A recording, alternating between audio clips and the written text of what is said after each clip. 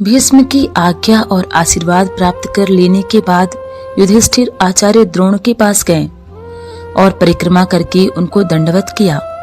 आचार्य ने आशीर्वाद देते हुए कहा, मैं भी कौरवों के अधीन हूँ, उनका साथ देने को विवश हूँ, फिर भी मेरी यही कामना है कि जीत तुम्हारी ही हो। आचार्य द्रोण से आशीर्वाद लेकर धर्मराज ने आचार्य कृप एवं मद्रराज शल्य के पास जाकर उनके भी आशीर्वाद प्राप्त किए और सेना में लौट आए। युद्ध शुरू हुआ तो पहले बड़े योद्धाओं में द्वंद्व होने लगा। बराबर की ताकत वाले एक ही जैसे हथियार लेकर दो दो की जोड़ी में लड़ने लगे। अर्जुन के साथ भीष्म, सात्विकी के साथ कृतवर्मा और अभिमन्यु बृहद्पाल के साथ भिड़ गए। भीमसेन दुर्योधन से जा भिड़ा। युधिष्ठिर शल्य के साथ लड़ने लगे। धृष्टद्युम्न ने आचार्य द्रोण पर सारी शक्ति लगाकर हमला बोल दिया और इसी प्रकार प्रत्येक वीर युद्ध धर्म का पालन करता हुआ द्वंद्व करने लगा। कौरवों की सेना के अग्रभाग पर दुशासन था और पांडवों की सेना के आगे भीमसेन। बाप ने बेटे को मारा, बेटे ने पिता के प्राण लिए, भांजे ने मामा का वध किया, मामा ने भांजे का काम तमाम किया। युद्ध का यह दृश्य था। पहले दिन की लड़ाई में भीष्म ने पांडवों पर ऐसा हमला किया कि पांडव सेना थर्रा उठी। युधिष्ठिर के मन में भय छा गया। दुर्योधन आनंद के कारण झूमता हुआ दिखाई दिया। पांडव घबराहट के मारे श्री कृष्ण के पास गए। श्री कृष्ण युधिष्ठिर और पांडव सेना का धीरज बंधाने लगे। पहले दिन की लड़ाई में पांडव सेना की जो दुर्गति हुई थी, उससे सबक लेकर पांडव सेना के नायक धृष्टद्युम्न ने दूसरे दिन बड़ी सतर्कता के साथ व्यूह रचना की और सैनिकों का साहस बंधाया। सारी कौरव सेना में 3 ही ऐसे वीर थे जो अर्जुन का मुकाबला कर सकते थे, भीष्म, द्रोण और कर्ण। सारे कौरव वीरों को अपना प्रतिरोध करते हुए देखकर अर्जुन ने अपना गांडीव हाथ में लेकर इस कुशलता से युद्ध किया कि कौरव सेना के सभी महारथी देखकर दंग रह गए। भीष्म ने अर्जुन पर जोरों से हमला कर दिया। इस प्रकार अर्जुन और भीष्म के बीच बड़ी देर तक युद्ध होता रहा, फिर भी हार जीत का कोई निर्णय न हो सका।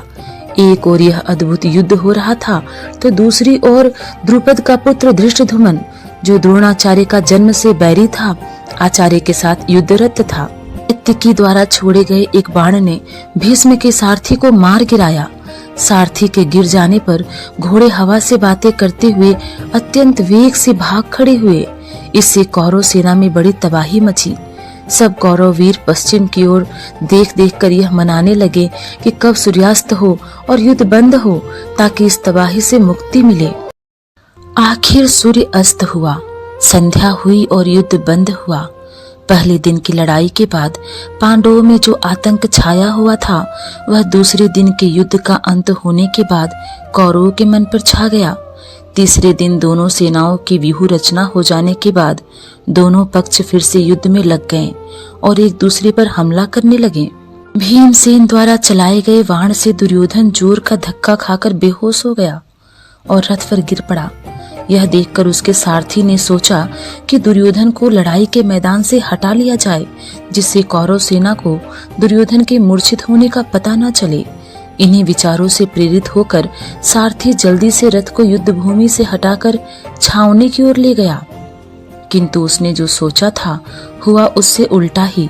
अनुशासन के टूटने और सेना में खलबली मच जाने का कारण वह स्वयं ही बन गया।